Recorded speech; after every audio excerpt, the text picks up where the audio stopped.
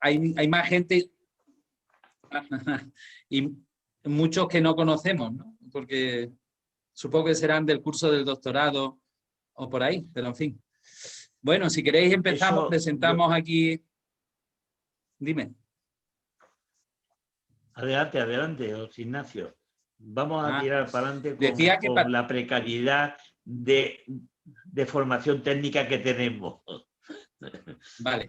Bueno, lo importante, tenemos la suerte, el honor y la alegría de tener aquí al doctor Aquilino Polaino Lorente. Para mí, bueno, es una alegría, ya lo digo, y un placer el poder escucharlo otra vez.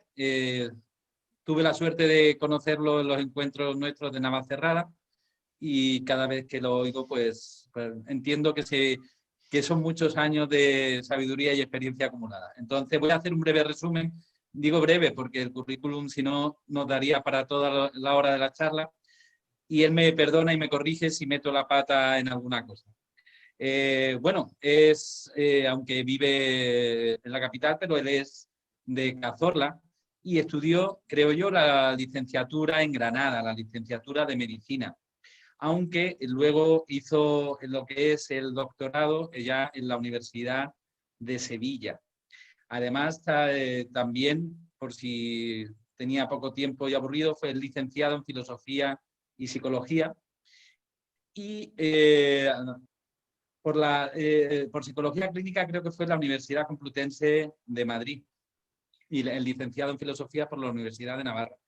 Desde 1972 al 2003, catedrático de Psicopatología en la Universidad Complutense y del 2003 hasta ahora en la Universidad CEU San Pablo. Además, cosa que yo creo que debe ser para él un orgullo, miembro de la Academia Pontificia para la Vida. En fin, bueno, de libros ni os cuento. Aquí he puesto unos cuantos, seguro que se me olvidó, que habré dejado algunos. La metapsicología freudiana del año 81, introducción al estudio científico del autismo infantil en el 82, las depresiones infantiles, evaluación psicológica y psicopatología de la familia, cómo vivir con un niño hiperactivo, comportamiento, diagnóstico, tratamiento, ayuda familiar y escolar, hijos de sexo y cultura, análisis, madurez personal y amor conyugal, factores psicológicos y psicopatológicos. Manual de hiperactividad infantil. Síndrome de Peter Pan, los hijos que no se marchan de casa. Otro, ¿qué puede hacer el médico por la familia del enfermo? El impacto del enfermo en la familia. Otro, ¿cómo mejorar la comunicación conyugal? Principales errores psicológicos que la dificultan. Fundamentos de psicología de la personalidad. En busca de la autoestima perdida. Familia y autoestima. 10 principios relevantes para la mejora de la familia en el siglo XXI. Y este me hace mucha gracia el título. ¿Hay algún hombre en casa? Tratado para el hombre ausente. Y violencia, yo creo que el más reciente, por lo menos que yo tenía aquí, es violencia juvenil y violencia familiar del 2013. Estoy seguro que habrá más y que se me quedan. En principio, bueno, hay algunos libros especiales, Una vida robada a la muerte, que tiene un componente autobiográfico importante, ¿no? Y que, bueno, pues si él quiere nos lo comentará. Es una persona, para mí, es una persona, yo diría, un ejemplo y valiente, porque es una persona que, como buen filósofo, lo que busca es la verdad, no la corrección política. Y yo creo que esa es su mayor fuerza, que dice, es una persona elocuente porque cree en lo que dice y lo dice con la formación. Yo, por lo demás, creo que se podría estar hablando mucho de él, pero mejor es que él mismo nos hable de lo que él quiera, que en este caso es el entorno y la personalidad, o la personalidad y el entorno. Y yo le cedo gustoso la palabra, el micrófono y el tiempo. Y aquí estamos encantados para poder oírle. Adelante. Pues muchas gracias por tan generosa presentación y vamos a pasar rápidamente al tema, ¿no? Porque el tema sería larguísimo. Yo voy a tratar de puesto aquí un reloj para que controlar 50 minutos y no cansarlo demasiado. El tema de persona y entorno es un tema muy clásico y muy antiguo. Es decir, hay publicaciones ya en el siglo XII, ¿no? aunque entonces no se formulaba así. Ahora sí se formula y en la actualidad se podría formular como innatismo frente a ambientalismo. ¿Por qué? Porque la persona nace como persona, pero sin embargo el ambiente luego interviene mucho en cómo se va moldeando, ¿no? Y de eso es de lo que vamos a hablar, ¿no? Ese es un tema que también se formuló entonces y durante 8 siglos llevamos dándole vuelta al tema entre naturaleza y cultura. La persona es naturaleza, pero está abierta a la cultura. Es más, la cultura, según bastantes autores recientes, forma parte de la naturaleza de alguna manera. ¿Por qué? Porque la cultura, para que entronque con la persona, tiene que ser una cultura humanizada. En el momento en que la cultura se humaniza, ya forma parte de la persona. Ninguna persona sería la persona que es si no estuviera abierta a la cultura. Por tanto, se ve que no hay una separación tan neta, tan espantosamente distante como determinados autores, sobre todo el siglo XV, XVIII, en ese periodo, tanto alemanes como ingleses, que ellos empleaban otros términos. Ellos empleaban la palabra nature y nature, los ingleses y los alemanes, Naturvölker y Kulturvölker. Bien, pues todo esto yo creo que ahora está un poco como diseminado, porque lo que se entiende es que como la persona no puede sobrevivir sin cultura, y a su vez la cultura siempre es una producción humana, entonces parece que los dos contextos se apoyan y se sostienen como los naipes, ¿no? Bien, visto eso, yo voy a hacer una cosa que no he hecho nunca, y es introducir 3 conceptos completamente nuevos. O sea, yo distinguiría en la persona 3 tipos de naturaleza. Me explico. No es que tengamos 3 naturalezas, no hay más que una, ¿no? Pero en el orden formal del pensamiento y a la hora de explicarlo con más detalle, me parece que esa distinción, por lo menos, es útil, es práctica, ¿no? Sobre todo con el tema clínico, y eso es lo que me parece a mí que importa más aquí, ¿no? La primera naturaleza es la que coincide con la fisis de los griegos y en el fondo es lo que hoy entendemos como biología, ¿no? También se ha dicho mucho que la persona es un ser psico, bio, cognitivo, incluso espiritual, y ya se ve que hay fragmentos de esa definición, o términos de esa definición, que tienen que ver mucho con la cultura, ¿no? Entonces, esa naturaleza que a su vez es digna, porque no es la dignidad que se conquista con el esfuerzo y con los méritos, etcétera, sino que toda persona, por el hecho de ser persona, tiene igual dignidad. Ahí está esa primera naturaleza, ¿no? Que en el fondo no se puede reducir solo a lo biológico, porque es una persona, es un ser biológico, efectivamente, pero biológico animado de un modo especial.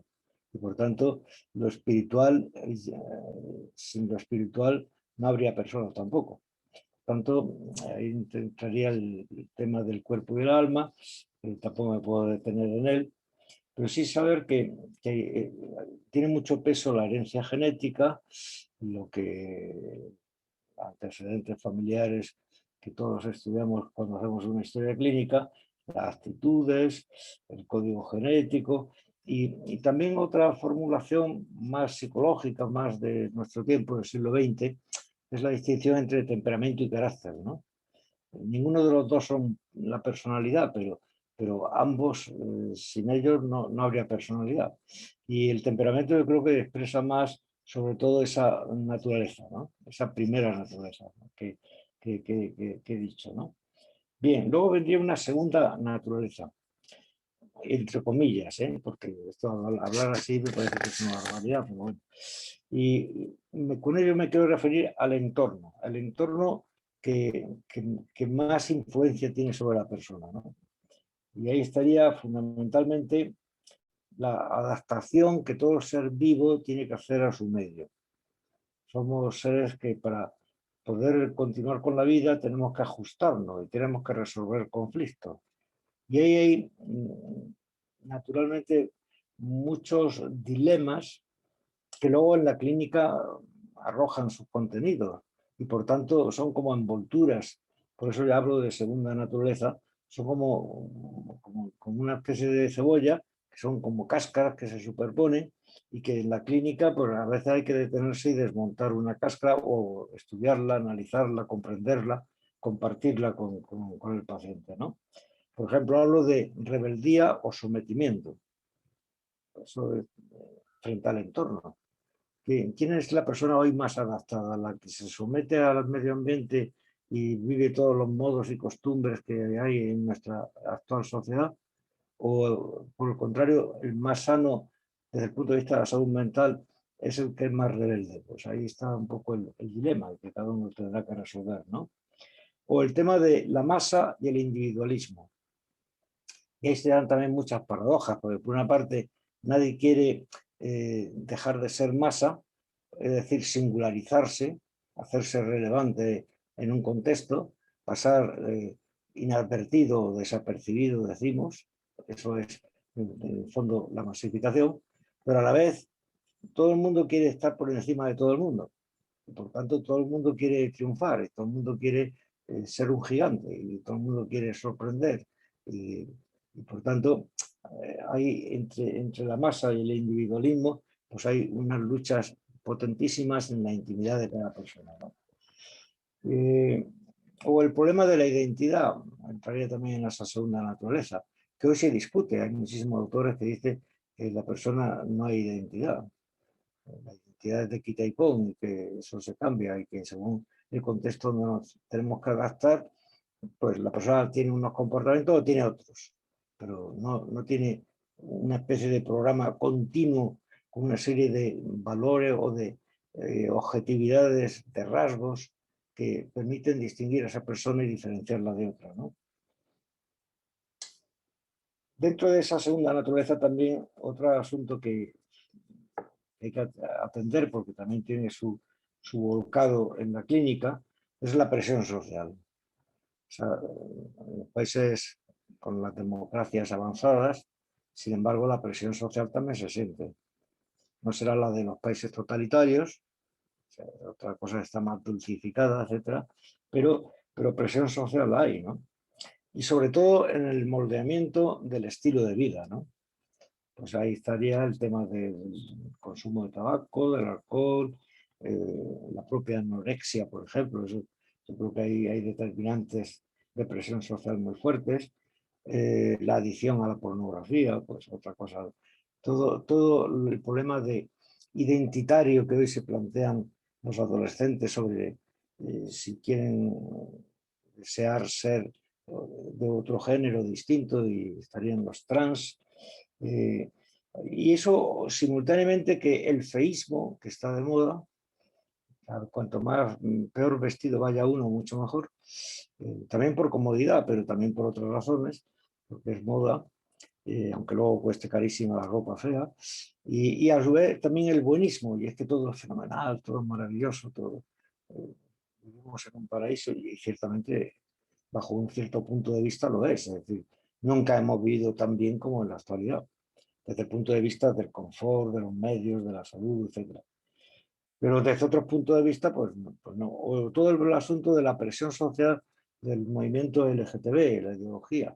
Hay muchas ideologías. Pues al final tocaré un esbozo de algunas de ellas, que son las que creo que influyen más en el tema clínico. Y cuando hablo de clínico me estoy refiriendo al trato entre el paciente, el médico y el paciente. No estoy en general hablando de la salud mental en general, sino circunscrita al trabajo operativo de ayudar a que la gente sufra menos, ¿no? Otra componente de esa segunda naturaleza es el obrar y la acción. O sea, las personas actuamos. Y muchas veces en la sociedad actual, me perdonáis este paréntesis, nos fijamos más en los efectos de la acción humana hacia afuera los que tienen peso, los que son visibles, los que están puestos en valor por la sociedad de nuestro tiempo. Pero claro, esos son los efectos menos importantes desde el punto de vista de la psicología y de la antropología. ¿Por qué? Porque cada vez que obramos, las consecuencias de lo hecho reobran sobre la gente y modifican a quien lo hace. Y eso se ve muy claramente. Por ejemplo, un zapatero se dedica a hacer zapatos. Los zapatos hechos por él pues tendrán una dimensión económica, sin duda alguna, en el mercado, y otra estética y otra de comodidad, etc. Pero lo que sí está claro es que con cada zapato que esa persona fabrica, él gana en habilidades y, por tanto, los zapatos que él hace hacen que él sea zapatero. No es que sea primero zapatero y por eso hace zapatos, no. Ni hiciera zapatos no sería zapatero. Bien, entonces, ese es otro modo en que también se moldea esa segunda naturaleza, ¿no? ¿Por qué? Porque la gente y también el no agente, es decir, cuando no actuamos, la no acción, la omisión, también actúa sobre el objeto que omite la acción. ¿Y por qué todo esto? Pues porque eso está poniendo de manifiesto que la persona es libre y que, por tanto, en gran parte, la persona que cada uno es consecuencia de los actos que ha realizado y, por tanto, de las elecciones que ha hecho y del uso de su libertad. Y esto en la clínica a mí me parece que tiene una aplicación sorprendente, porque si no, puede venir el paciente a decir, vengo a que usted me cure, o mire usted, a mí es que me ha sucedido esto, me aconteció un día que estando no sé qué me irrité y entonces, bueno, pero usted hace cosas, ¿no? O solamente le suceden cosas. Pero usted no es un objeto inmóvil que está ahí sufriendo pasivamente todo lo que hay a su alrededor, sino que usted también toma determinaciones.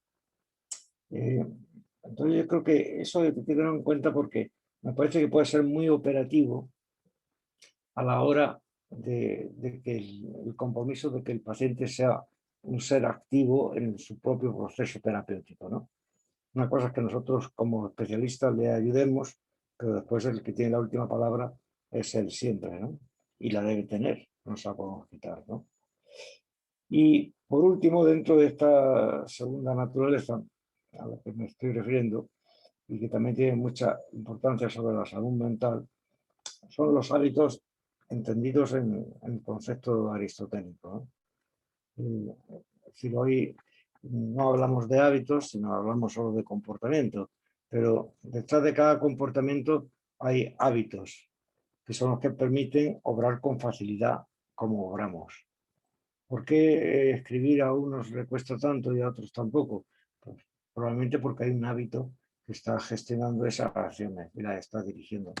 ¿Por qué hay personas que leen mucho y personas que son incapaces de leer? Pues hay hábitos de comportamiento, ¿no?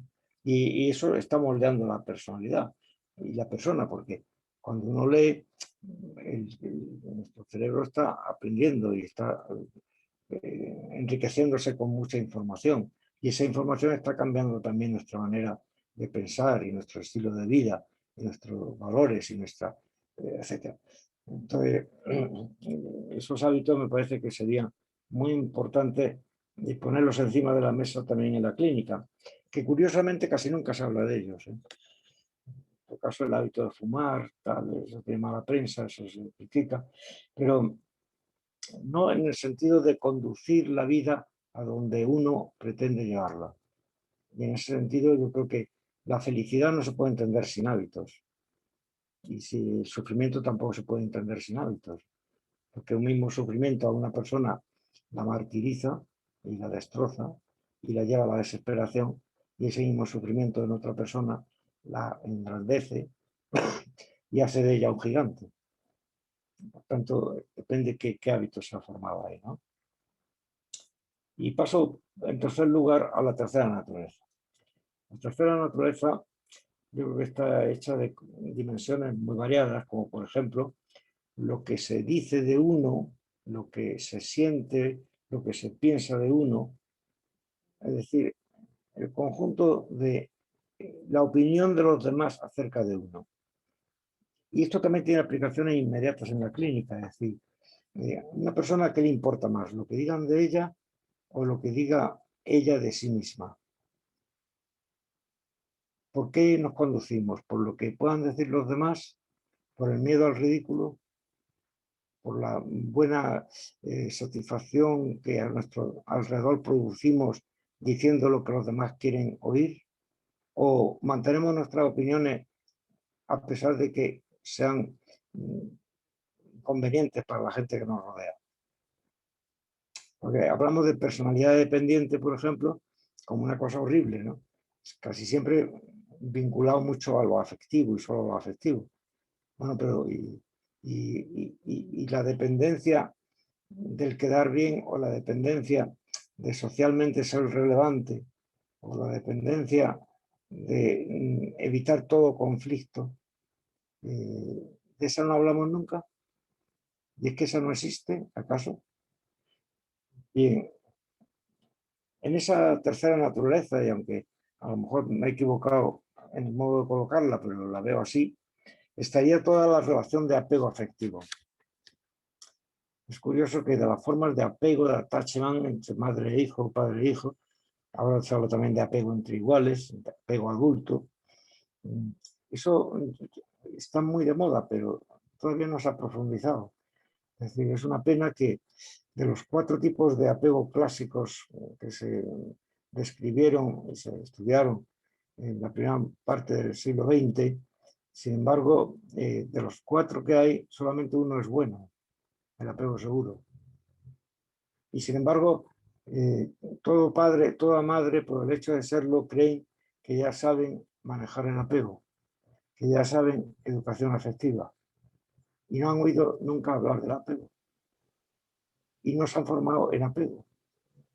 Porque en apego se puede cambiar. Es decir, si uno tiene un apego, por ejemplo, muy inseguro, a fuerza de hacer talleres y de entrenar y de la relación madre o padre-hijo con un entrenador que visualiza todo lo que está ocurriendo o que lo graba en vídeo y después hace correcciones y luego hace simulación, todo eso se podría enriquecer muchísimo, ¿no? Y sin embargo, ¿cuántas personas hay, también adultos, que tienen un sentimiento ambivalente y de resentimiento frente a sus padres? Porque cree que las cosas que son enfermedades es producto de la herencia genética y a ellos no les gustaría haber heredado eso de sus padres. Pero a la vez las cosas buenas que tienen piensan que no las han heredado de sus padres, son propias. Entonces se crea una ambivalencia en que en parte admiran a sus padres porque se han sacrificado por ellos, porque les han dado de comer, los han educado, etc. Pero a la vez también como de resentimiento. ¿Por qué? Porque no les han dado tantos abrazos, porque no les han dado todos los gustos que querían, porque les han corregido, porque se han sentido humillados, etc. Y eso arranca del tema del apego, yo creo. Por tanto, esa vinculación afectiva y efectiva creo que habría que empezar a trabajarla mucho más y de forma generalizada, ¿no? Bien, otra dimensión de esta tercera naturaleza también es la interacción social. ¿Por qué? Porque somos animales políticos y sociales. Y es decir, sin la relación que cada uno de nosotros ha tenido con las personas con las que hasta ahora nos hemos relacionado, si no tenemos en cuenta todo el conjunto de esas relaciones, es muy difícil que nos conozcamos como somos. Porque una persona llega a ser la persona que es también a través de sus relaciones. Si omitimos las relaciones, nos quedamos con un esquemita muy pobre, todavía no completo, de la persona que somos. Por tanto, la dimensión social, lo que ahora se llama socialización, no me parece mal el término, pero en fin, la socialización también hace que seamos quienes somos. Y por tanto, eso también hay que estudiarlo. Una persona que es muy sociable o una persona que no es muy sociable tienen estilos personales y maneras de ser también muy distintos, ¿no? Y ahí entraría también en esa socialización el manejo de la libertad. ¿Por qué? Porque de los útiles que tenemos más próximos, el más vehemente, el más radical para la diferenciación personal es la libertad personal. Somos libres, igualmente libres, sí, ante el derecho, la justicia, etc. Pero, sin embargo, cada uno usa la libertad de una manera distinta. Y como detrás de la libertad están todas las consecuencias de lo elegido, el proceso de diferenciación a lo largo de la vida no acaba nunca. Porque una elección hace que haya unas actitudes y otra elección la contraria. Entonces entramos en conflictos y en paradojas y de ahí salimos mediante otra elección. Y no podemos decir que todos elegimos igual, porque eso no es verdad. Aunque elijamos lo mismo, por ejemplo, en una comida de familia, en una reunión social, a lo mejor todos eligen el mismo menú, aunque generalmente esto no suele ocurrir, pero podría ocurrir. Sin embargo, la motivación por la que se ha elegido y el modo en que se aprecian las diversas elecciones no coincide en ninguna persona. Y eso es muy bueno, porque quiere decir que ninguno somos abarcantes por los demás. Y eso nos lleva también a otro juicio prudencial. Y es que por mucho que conozcamos a una persona, nunca podremos juzgarla, porque nos falta un montón de información. Y eso tanto en lo clínico como en lo social. Bien, en esa tercera naturaleza yo incluiría también el deseo mimético. Hay un filósofo francés que ha dedicado a eso toda su vida, debe tener como 10 libros sobre este asunto. ¿Y de dónde arranca el deseo? ¿De la imaginación o de lo que vemos en los demás?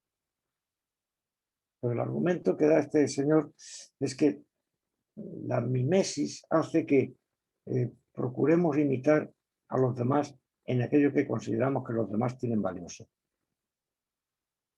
Y si no lo alcanzamos, nos frustramos. Y entonces decimos, ¿por qué él sí y yo no?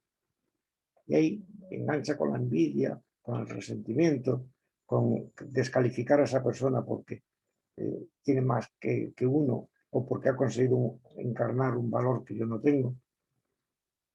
Y esa otra dimensión también hoy muy frecuente.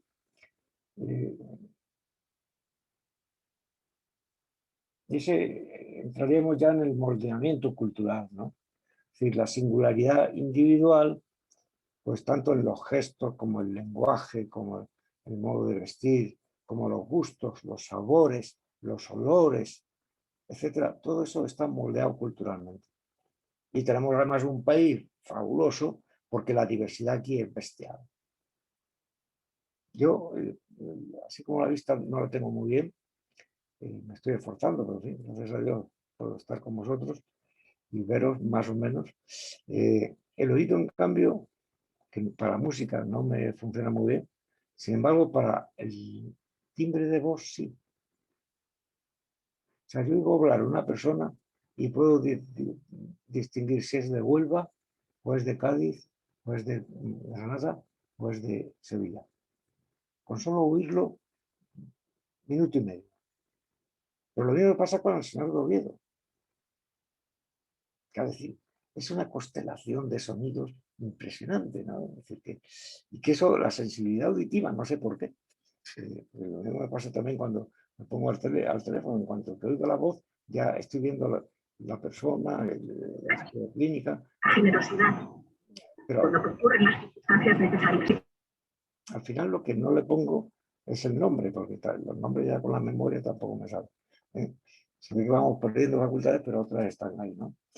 Entonces, esa diversidad también tenemos que analizarla. ¿Por qué? Porque a veces pensamos que los gustos nuestros son nuestros, auténticamente nuestros. Y si hacemos una indagación en la prehistoria de nuestra vida, nos damos cuenta de que no. De que el jamón serrano sí nos gusta porque antes nuestros padres han hablado muy bien del jamón serrano. Y cuando nos daban un trocito y lo probamos, nuestros padres sonreían y decían, ¿a qué te gusta? ¿Verdad? ¿A qué está muy rico? Venga, muérdelo. Tal.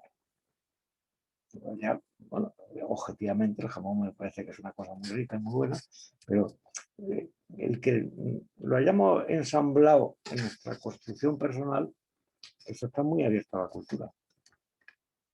Hay países que llevan decenas de años intentando fabricar el jamón serrano allí y no les sale. Y han invertido mucho dinero. Aquí hay un duende, como se dice en Andalucía, ¿verdad?, que probablemente compone eso y otras muchas cosas, ¿no? El folclore, la música. Fijaros que en España, yo creo que, me parece a mí no estar equivocado, porque eso alguna vez lo he escrito, está por ahí publicado, en España somos más animales visuales que auditivos. Y hacemos un pis-pis con la vista y ya, y no digamos ya la diferencia entre hombre y mujer. La mujer hace y screening rápido y se ha quedado con casi toda la información. El hombre mira 3 veces y hace 10 screening y no se queda más que con la red cuadrada de lo que la otra ha conseguido, ¿no? Entonces, todo eso habría que darle vueltas, ¿no? Porque se ve que no estamos, aunque estemos en el mismo ambiente, no vivimos en el mismo ambiente. Estamos en el mismo contexto social, sí, o cultural, pues, no sé, me acuerdo de mis años de Sevilla, pues claro que sí. Pero quizás el modo de percibir se singulariza y se especializa. Entonces, estas cosas, pues hay gente que son muy vulnerables porque son muy sensibles. Y una cosa le hace muchísimo daño y luego, en cambio, tienen la piel gorda para otras cosas que no les hace daño. En cambio, el que tenemos al lado, pues sí le hace daño. Y ahí es donde la naturaleza con la cultura forma una amalgama, ¿no?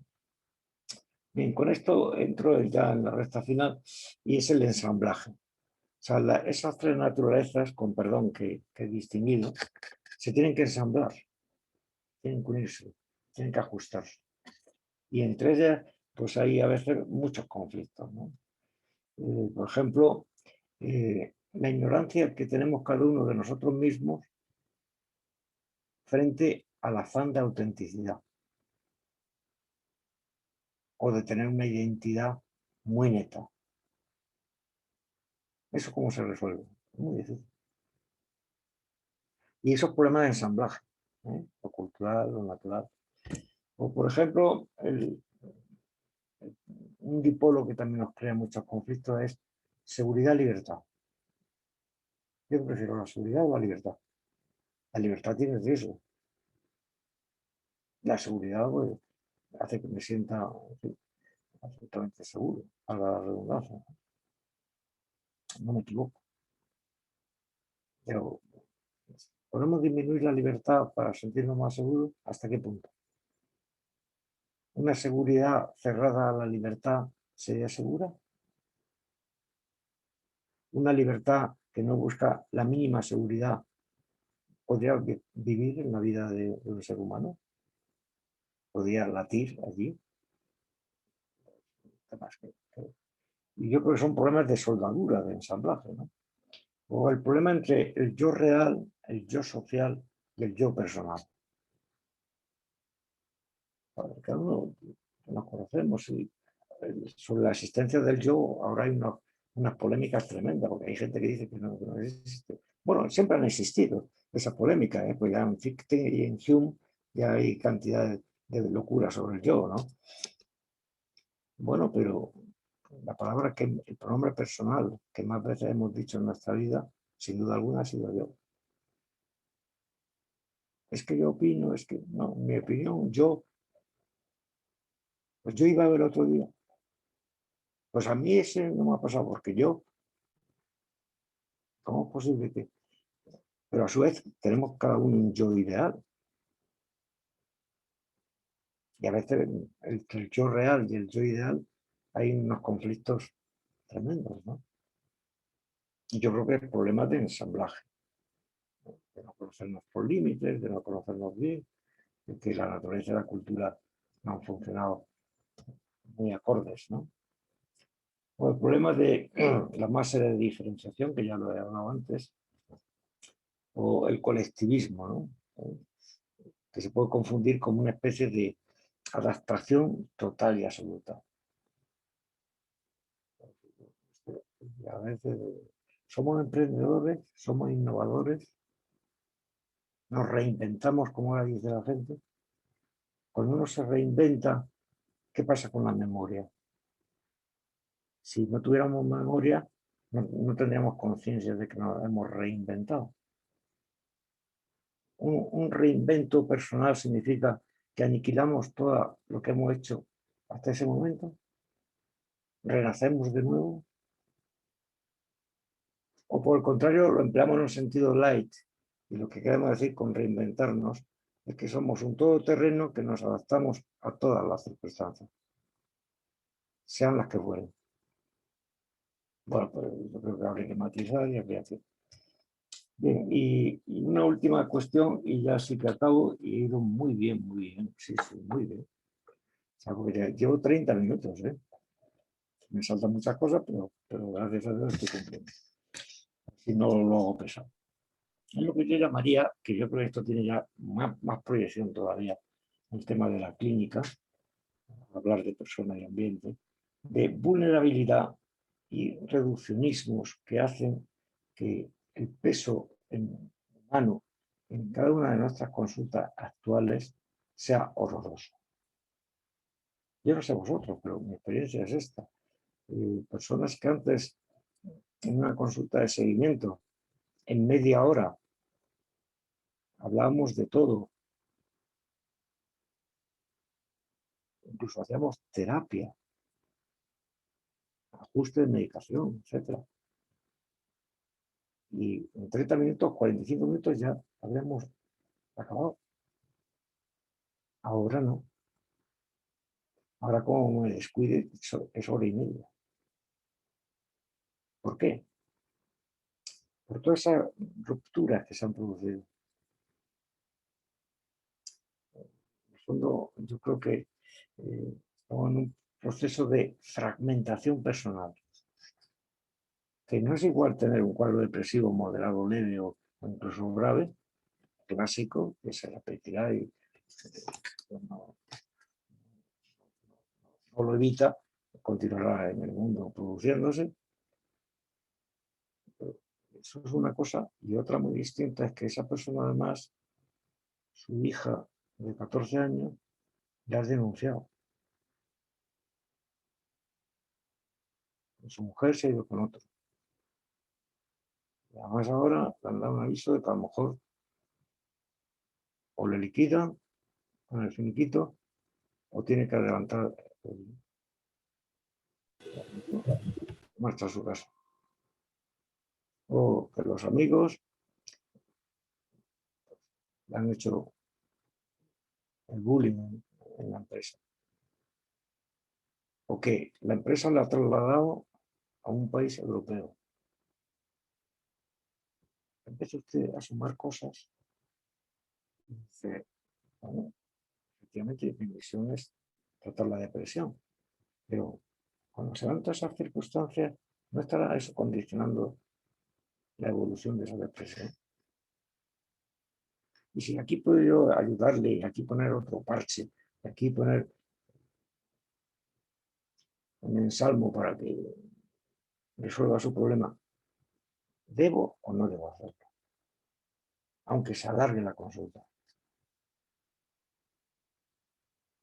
Claro, esto es un tema muy peleón, muy duro, ¿no? Claro,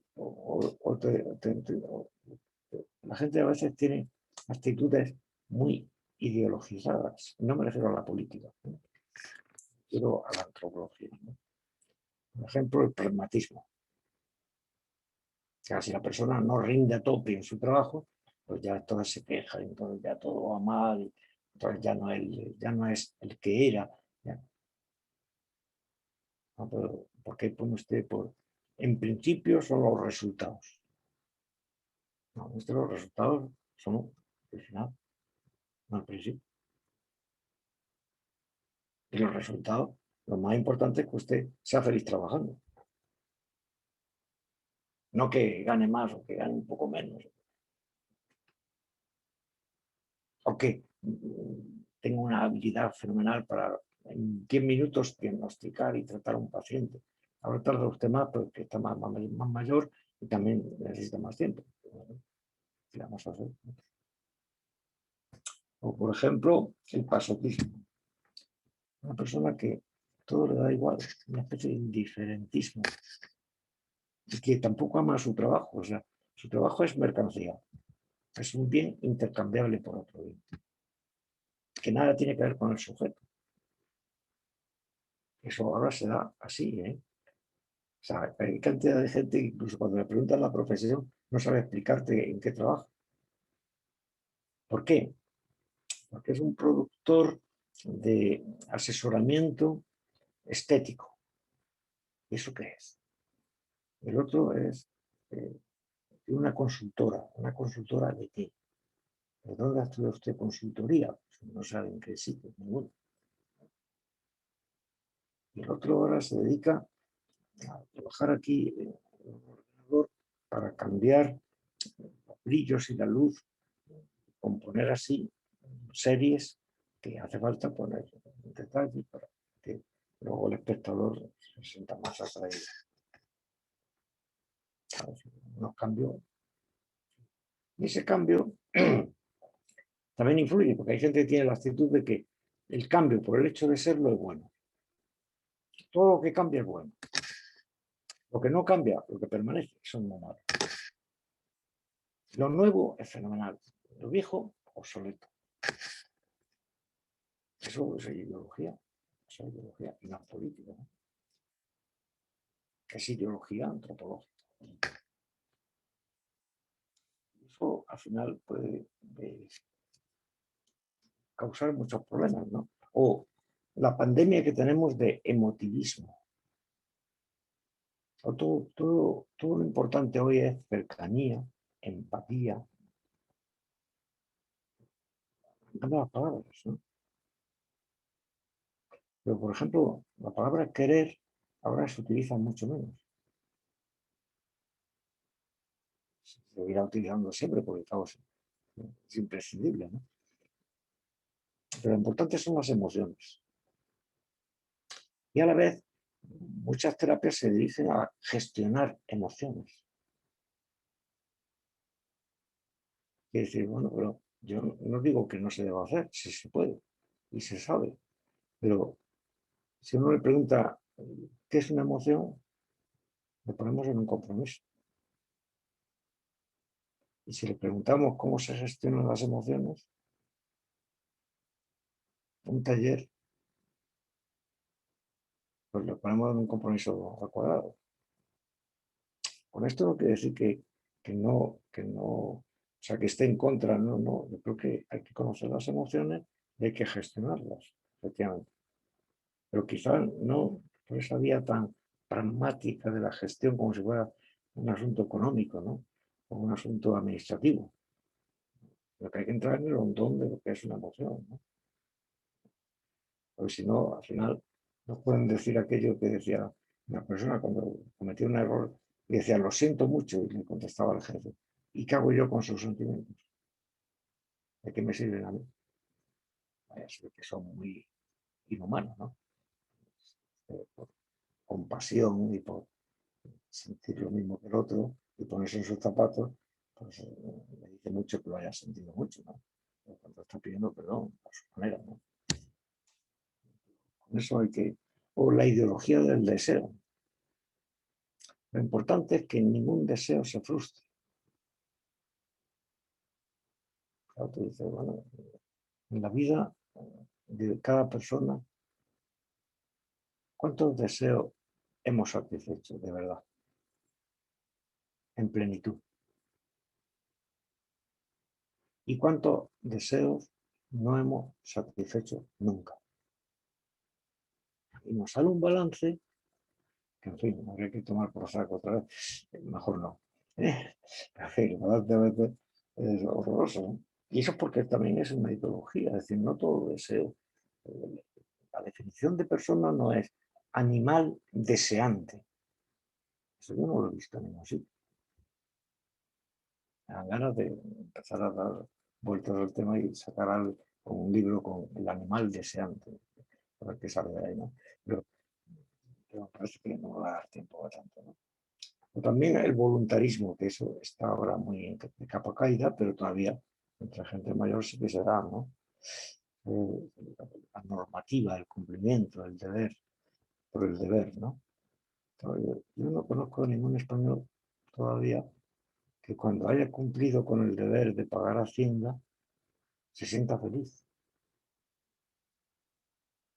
Pues se siente aliviado de haber podido pagar, pero feliz por el deber cumplido. Eso a mí me suena mucho a Kant.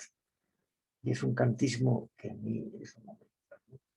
¿Por qué? Porque me parece que el cumplimiento del deber, que es necesario, que es de obligado cumplimiento en muchos casos, pero ya por otra vía, que es la vía ética, la vía de la conciencia, pero no creo que ese sea el camino más seguro para ser felices, ¿no? Por el deber, ¿no? Bien, otro asunto que también puede ser ideología, ¿no? Y lo que los demás dicen de nosotros respecto de los roles, por ejemplo, ¿no? El etiquetado social. ¿Qué nos importa que nos etiqueten de una manera o de otra? Al final es un etiquetado. Lo que importa es el contenido. En un coche, ¿qué importa más, la carrocería o el motor? Si nos dedicamos al rol social, pues estamos en la carrocería. Pero no estamos en el motor, ¿no? En un coche lo que funciona es el motor. Y esto parece con ejemplos muy sencillos también hay que mostrárselo a los pacientes. Oye usted me parece que está apuntando muy alto en la carrocería y el motor no sabe usted ni cómo funciona ni que está mal. El motor es el que tiene que entrar en eso, ¿no? ¿Por qué? Porque todo eso conduce bastante a la otra gran epidemia que hay hoy, que es el narcisismo. Creo que en Estados Unidos llevan como 15 libros sobre el narcisismo, de esos autores, de esos estados, todos bestsellers. 15 libros de 15 autores distintos en un periodo de 12 o 15 años, que todos sean bestsellers, y algo no encaja, ¿no? Eso quiere decir que el ensamblaje de esas tres naturalezas que hemos visto esta tarde pues no se ha llevado a término bien. Claro, pensar cómo hoy ahora se dice que la paternidad es un rol. O sea que cualquiera de nosotros nos dicen que nos han engendrado un hombre y una mujer haciendo un rol transitivo y transeúnte durante unos segundos sin ninguna otra finalidad, y decían, eso no me lo trago porque la cantidad de horas que le ha costado a mi padre educarme y mi madre y los disgustos que le he dado, también las alegrías. Es decir, la paternidad es generación. La paternidad exige la filiación. Si uno dice que es padre y no tiene hijos, pues a veces que es un padre vacío, falso. Estamos en una mentira. Y si uno dice que es hijo, pero no tiene padre, pues también está en falso, ¿no? O sea, reducir la paternidad y la maternidad a meros roles, eso es como decir que la maternidad consiste en poner la lavadora, aunque la paternidad consiste en pagar el IBI ahora en julio. Eso no tiene nada que ver con la generación de personas, ¿no? Al fin y al cabo, la paternidad exige la filiación, pero es que si no vivimos bien la filiación, es muy difícil que luego vivamos bien la paternidad, incluso en lo humano. O sea, como sabéis también muy bien, hay también una paternidad y una filiación espiritual, y que en el fondo tiene mucho que ver con nuestra profesión, sin llamarles así, porque puede sonar mal, pero en el fondo, muchas veces, usted ha sido para mí como un padre. ¿Sabes? Y eso no es un rol, no se puede reducir. Bueno, y luego por último, sin que nadie se lastime, lo que voy a decir, no podemos olvidar la gran cúpula que envuelve todo, que es la ideología política. Y que eso existe, y que es muy fuerte, y que interviene en toda libertad individual y colectiva. Y sobre la cual probablemente en este contexto no es oportuno hablar, ni estamos aquí para hablar de eso, pero saber que existe y que eso también modela mucho los usos, costumbres, modelos de sociedad, sobre todo cuando además hay propósitos de hacer ingeniería social. O sea que la ideología política y la ingeniería social pueden cambiar el mundo y a través de ese cambio cambiar las personas y cambiar enteramente la sociedad, lo cual sí que repercute sobre la persona, porque ya la adaptación, ya la naturaleza, si le cambian la cultura, pues la quiebras, ¿no? Como no somos ninguno político, pienso yo, en este contexto, cada uno vote quien le da la gana y tenga sus ideas, como es lógico, y hace muy bien en tenerlas, pero saber que eso está como recubriendo todo y que eso también moldea a la persona y eso forma parte del ambiente. Un ambiente cada vez más presionado que de alguna forma pues todos lo tratamos y lo persiguen. Y con esto yo de persona de ambiente ya no os digo ninguna cosa. Entonces ahora si tenéis preguntas, pues en la medida que sepa contestaré.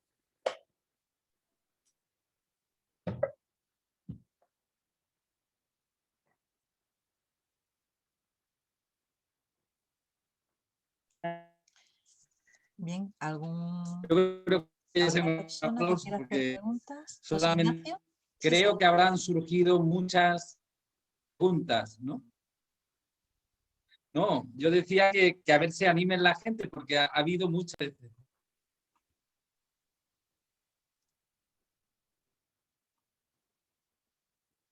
José Ignacio, se te congela la voz y la imagen. No sé si Vale. estás hablando ahora mismo. ¿Se me oye? Se te oye bastante regular. ¿No? Bueno, pues que hable otro, a ver si luego puedo hablar yo. Bien, ¿alguna persona que quiera hacer... Sí, María del Mar. María del Mar. Hola. ¿Qué tal? Me alegra. Ante todo, felicidades por tu cumpleaños, ¿eh? Muchas gracias. Y bueno, y por supuesto, felicidades para el conferenciante, ¿no? Concha. Y quería hacer una pregunta. Un momentito, por favor.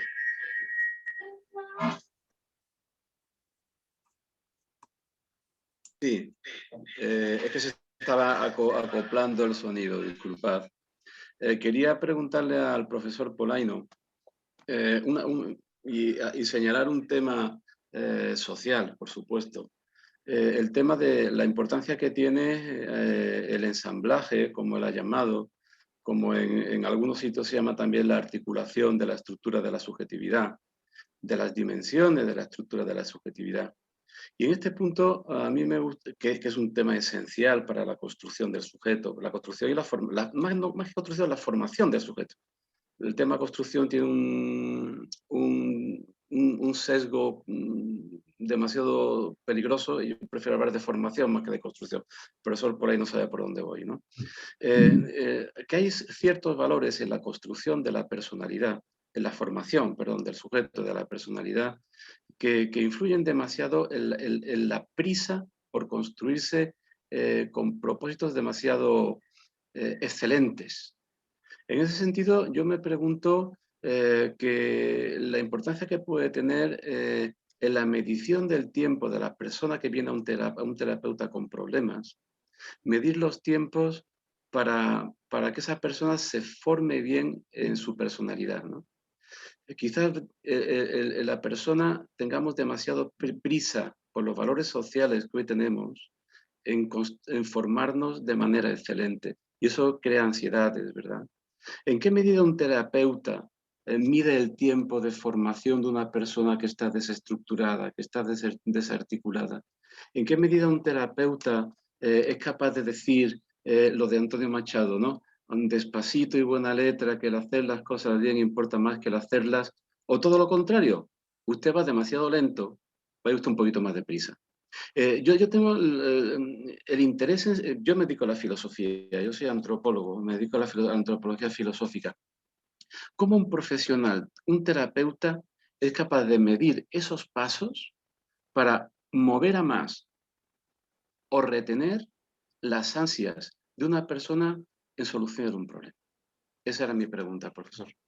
La pregunta muy acertada, porque has hecho ahí un quiebro con el constructivismo que está muy bien. Creo que te lo he cazado enseguida.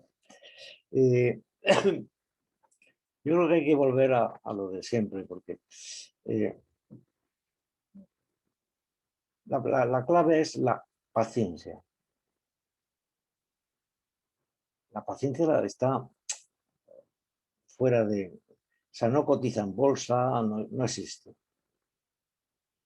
Pero también porque hemos tenido unos cambios brutales, ¿no? Esto es como pasar de los pueblos agricultores a los pueblos nómadas, ¿no? Ir para atrás otra vez, o la revolución industrial del siglo XIX.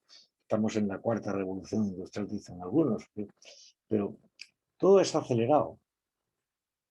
A esa velocidad yo creo que se compadece más con las estructuras biológicas que son las responsables del ordenamiento temporal humano. Y eso tanto a nivel cerebral como a nivel endocrino, como a nivel hormonal, como a nivel digestivo, etc., ¿no? Pero la prisa es mala consejera siempre. Y claro, es decir, eso antes se veía muy bien. Hablo de hace 50 años, que yo ya estoy tan mayor que puedo hacer esas referencias, ¿no? Hace 50 años el agricultor, bueno, decía, ¿cómo? Los agricultores siempre se han quejado. A todos les iba mal y siempre les va mal.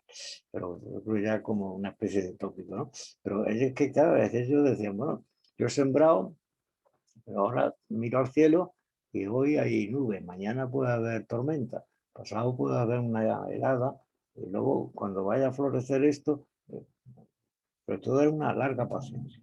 ¿eh? Por otro lado, si te vas a la historia del cristianismo, yo he leído después del año pasado, 2 libros sobre la paciencia.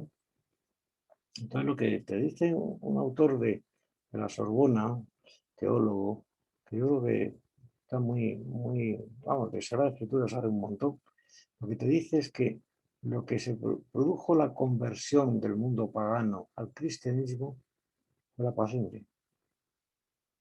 Y te lo apoyan miles de textos. ¿Por qué? Porque eran personas activas, que cumplían su trabajo, sus obligaciones, estaban en todas partes, pero a su vez no tenían el ritmo frenético de los romanos y de las legiones. Y a la vez soportaban con una especie de estoicismo que no era tal, los sufrimientos con una serenidad, con una elegancia. Y dice, eso es lo que más ha convertido el cambio cultural en aquellos tiempos. Hoy la paciencia no existe. Eso se ve en las colas, como la gente trata de colarse. Si todavía hoy, es decir, que eso en la España de los años 50, pues uno se lo explica porque estábamos todo el día haciendo cola, pero oye, estamos en el 2021. Bueno, o la fugacidad de las cosas, ¿no? Sí, yo creo que hay un autor francés que os puede convenir mucho leerlo, Gustavo Thibon, y que es encantador porque hace incluso un elogio de la pereza. Entonces yo creo que eso volver, como antropólogo, lo tienes que saber a lo que son virtudes que hoy no están en alza y que han desaparecido del escenario cultural, ¿no? Y desde luego la paciencia es muy importante, ¿no? Sobre todo en lo que tú has hablado, que es la formación de la persona, ¿no? La persona no se construye ese término tan nefasto, poniendo un ladrillo y otro ladrillo y ahora corriendo y ahora haciendo un máster y luego hago otro no sé qué y luego aprendo un segundo idioma y luego la persona se aprende a través de la experiencia, a través del trabajo. A lo mejor tiene que hacer muchos másteres, no digo que no, pero todo con un ritmo, una cadencia, no enseguida, porque no, una cosa que yo creo que va en torno a lo que tú has dicho, ¿no? Yo he encontrado muchas personas, no sé si vosotros también, ejecutivos sobre todo de empresas multinacionales, en que su ideal es forrarse todo lo que puedan, aunque sea trabajando en países inhóspitos y absurdos, como puede ser Dubái, y dejándose a la familia a 5.000 kilómetros y tal, de forrarse para a los 42 años jubilarse.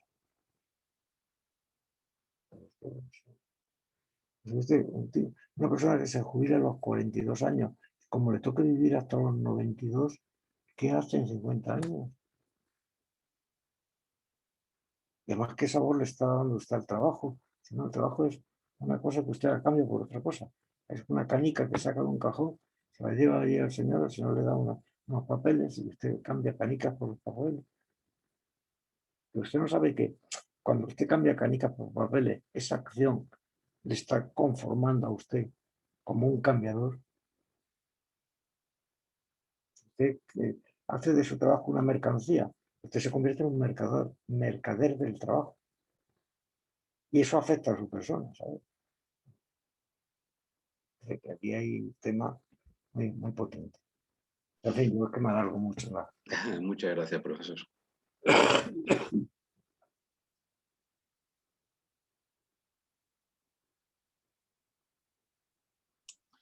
José Ignacio, intenta hablar, que antes no has tenido suerte. A ver si tienes ahora mejor señal y se te puede A escuchar un ver, poquitín. ¿se oye algo? Sí, más o menos. ¿Se oye algo? Sí, sí, se oye, se oye. ¿Se oye? Sí, ¿Se me ve? se te ve Bueno, congelado. no, yo... Sí, vale, pues yo, como es habitual en estos casos, yo os veo bien. A ver, ¿se me oye bien? Se te oye, se te oye. Si no, Sí, que sí, pase sí. a otro. ¿Qué se le va a hacer? Si no... No, se te oye A perfectamente, ver, José Ignacio. Lo único que ofrece- sucede es que no se ve bien la imagen, pero se te oye Ah, perfectamente. vale, bueno, pues brevemente para dar paso a alguien más.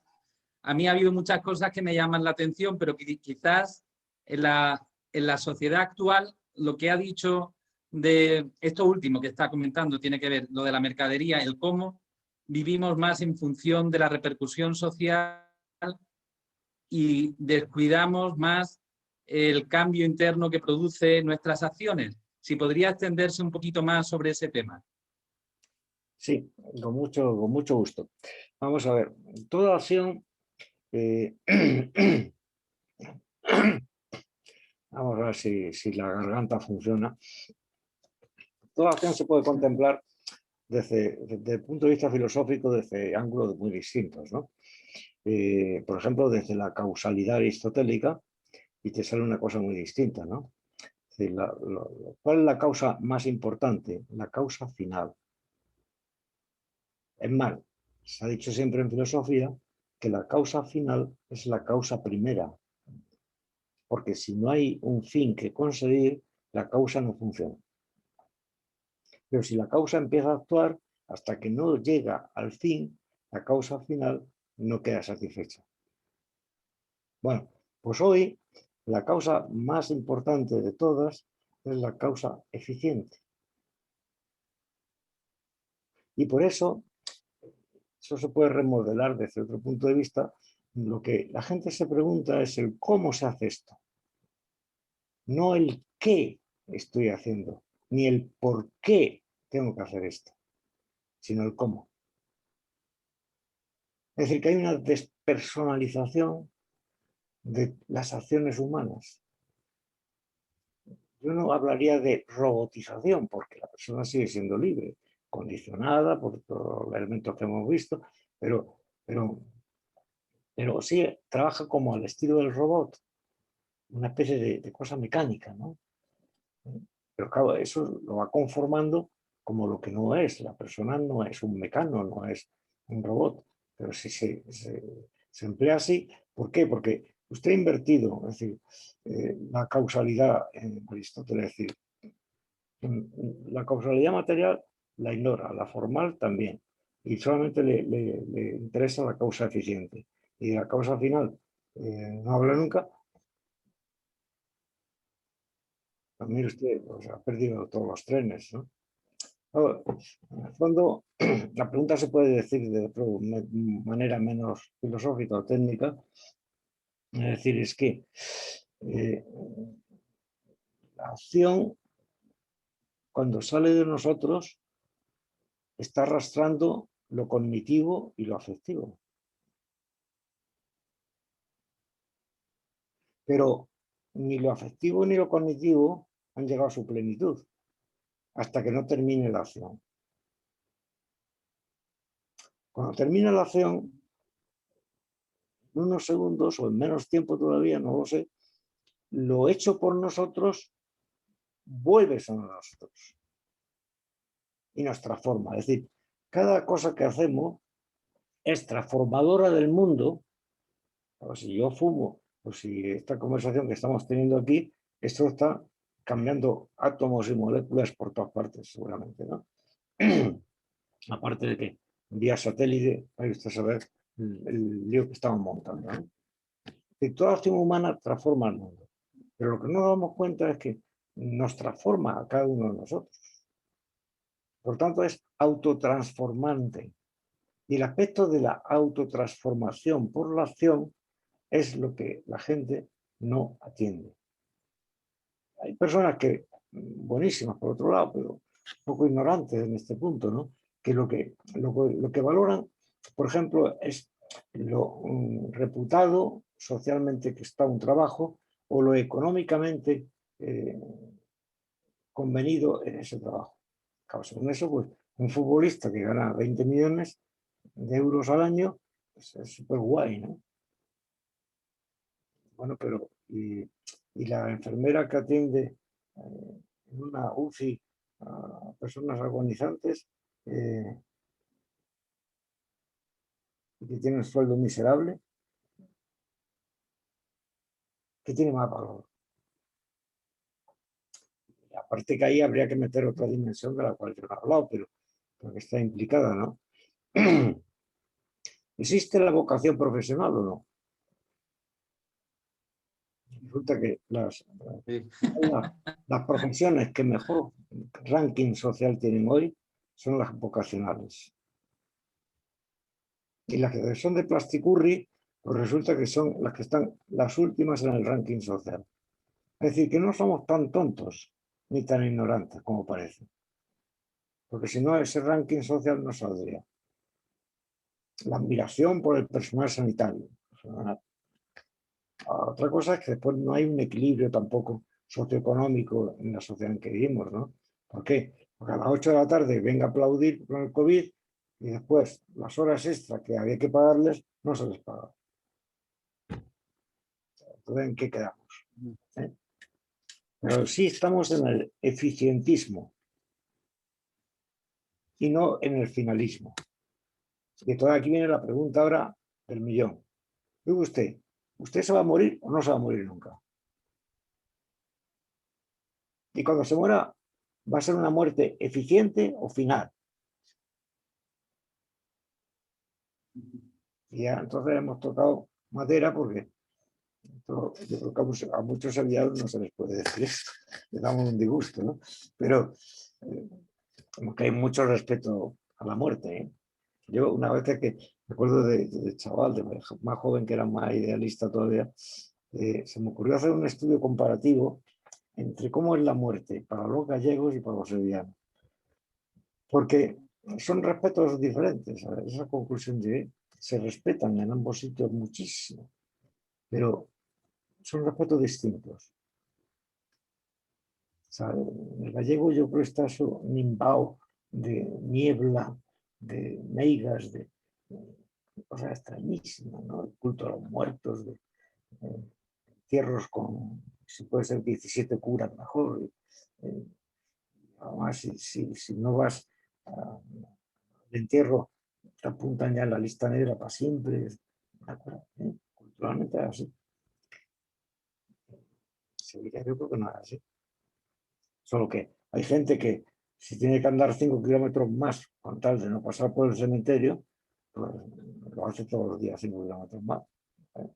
Una conducta más bien de evitación. De evitación. Bueno, pues eso también es cultural, ¿no? Pero vuelvo a Aristóteles. Yo creo que lo que importa es la causa final.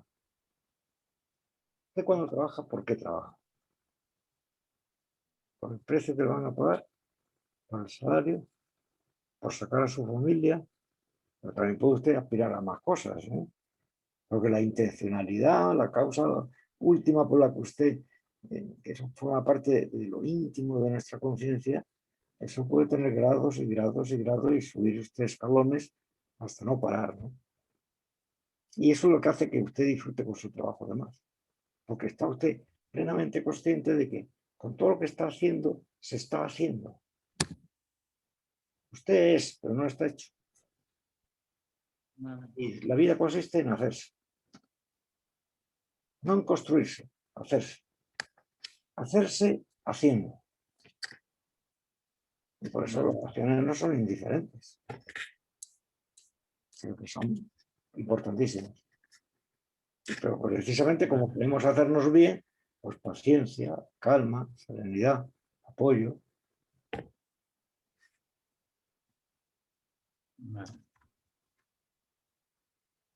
Muy bien. Bueno, los veo muy pensativos.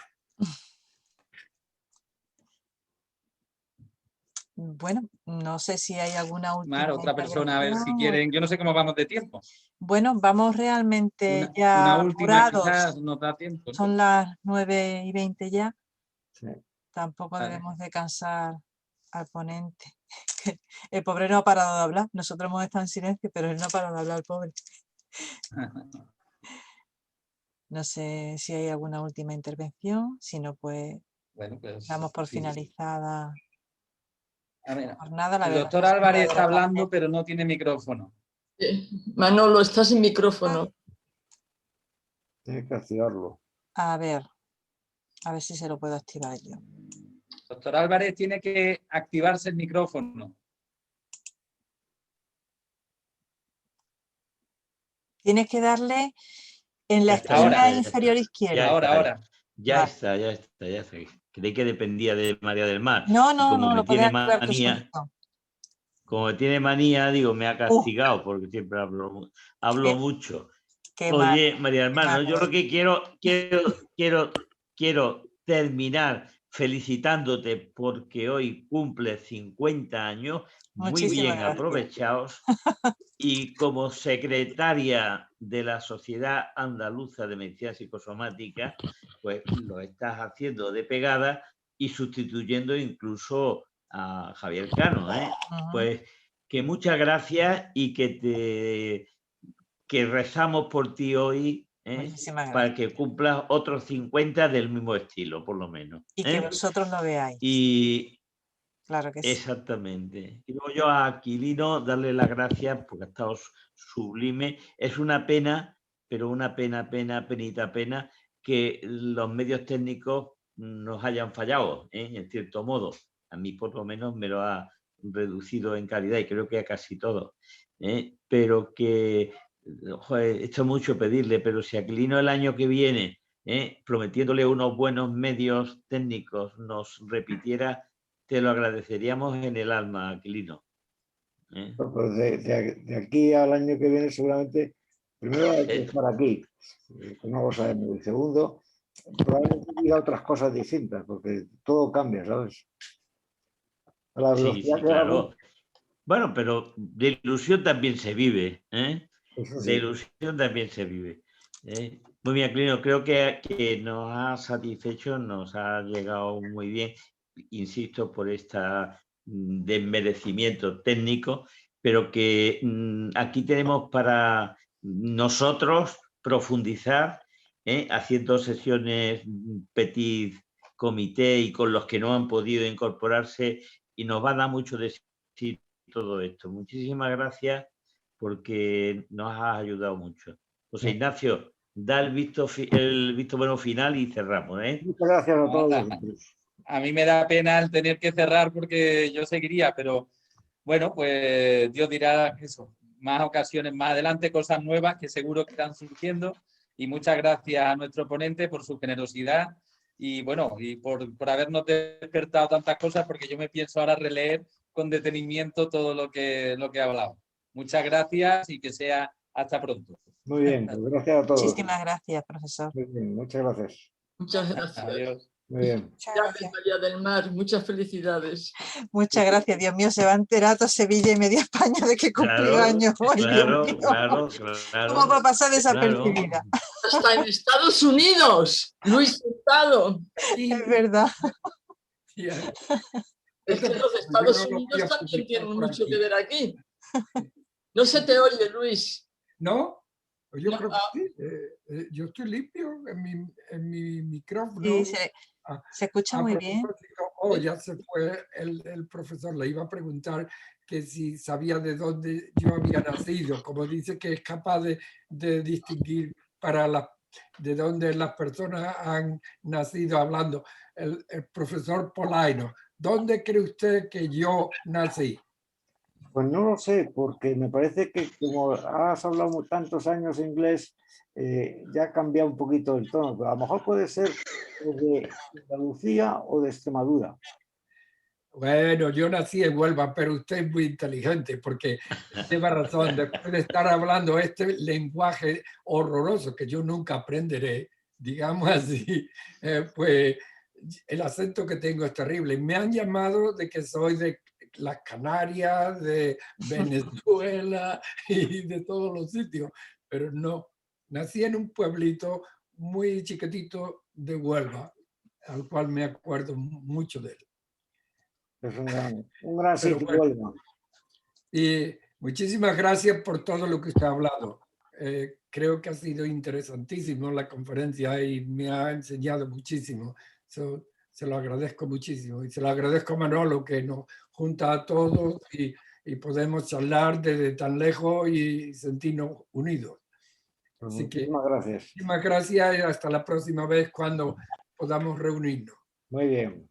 Pues gracias. Muchísimas gracias. Damos por finalizada la sesión. Adiós. Muchas Adiós. gracias a Hasta todos. luego, por la buenas noches. presencia. Adiós, Buenas muchas noches. gracias.